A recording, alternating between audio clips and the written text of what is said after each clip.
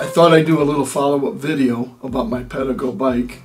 Me and my wife purchased them in the spring, which turned out to be a very good idea because with COVID coming, there wasn't too many things you could do, but you could get outside, ride the bike with not too many people around. The bikes have held up really good. We put on around 1,200 miles on it, even though we took like a month and a half off.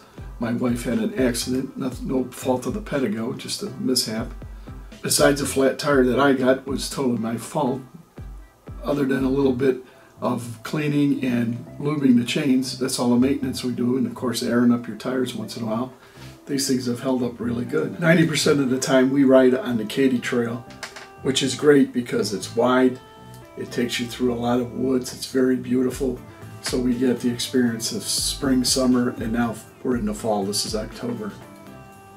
I have gone from Mockins, which is the eastern part, all the way to Herman, which covers 76 miles. We didn't do that in one ride. We usually ride between 30 to 40 miles a day. Just last week we rode from Treelar to Herman, which I think is 23 miles, and then back, which our PEDEGOs made it. Well, my wife's made it to like 49 miles. Mine made it to about 50 miles. It was about 52 miles round trip, so we had to pedal back.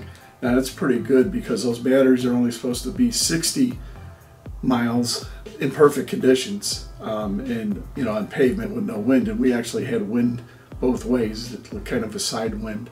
So we were happy to get that out of it. But the performance on these bikes is just fabulous, and we still love them, and we're going to probably ride and continue up until the weather gets really bad and we can't.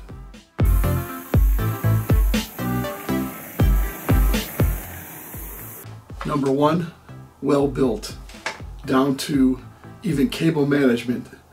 They wrap the cables really good. They even try to route the cables through the frame so there's no excess wiring hanging out. They even match the color of the rims to the color of the bike. Of course mine is black, so my rims were black. My wife's bike is periwinkle, so even her rims are periwinkle. But it's a very solid, great feel. These bikes are a little bit heavier than normal bikes, probably 3 times as heavy because the battery weighs almost 10 pounds. But you could just feel the sturdiness of the bike. Second reason, 5-year warranty. And not only does it cover the whole bike and its components for parts and labor, but for the first 3 years, if the battery fails or you have a problem with it, they replace it. All the way to year 5, where they even give you 10% if you need a new battery. And these batteries are expensive. I think they're between $800 and $900. Reason number 3, quality components. They shop everything around the world. It is assembled in California, but they use very quality components. From the tires to the hub to the derailleur, everything is top notch. Number 4, battery. The battery is very easy to charge. The chargers are very nice. It's very easy to get your battery in and out of the bike. It's not a problem. It slides in, slides out with the key, and they're very, very long lasting. Batteries are very important when you're looking at electric bikes, so keep that in mind.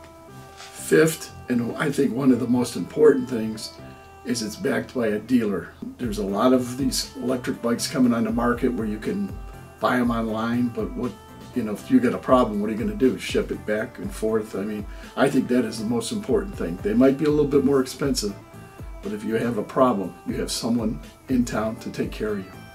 So those are the 5 reasons that I love my PEDEGO. And for my full review when I first got my PEDEGO, I'll link that right over here and in the description. So I hope this helps if you're researching electric bikes. We love ours. We can't wait till next spring to get out there again. We got a few more weeks, I think, of decent weather, but it should start getting cold here soon. It'll probably end the biking season. But thanks for watching, and I'll see you in the next one.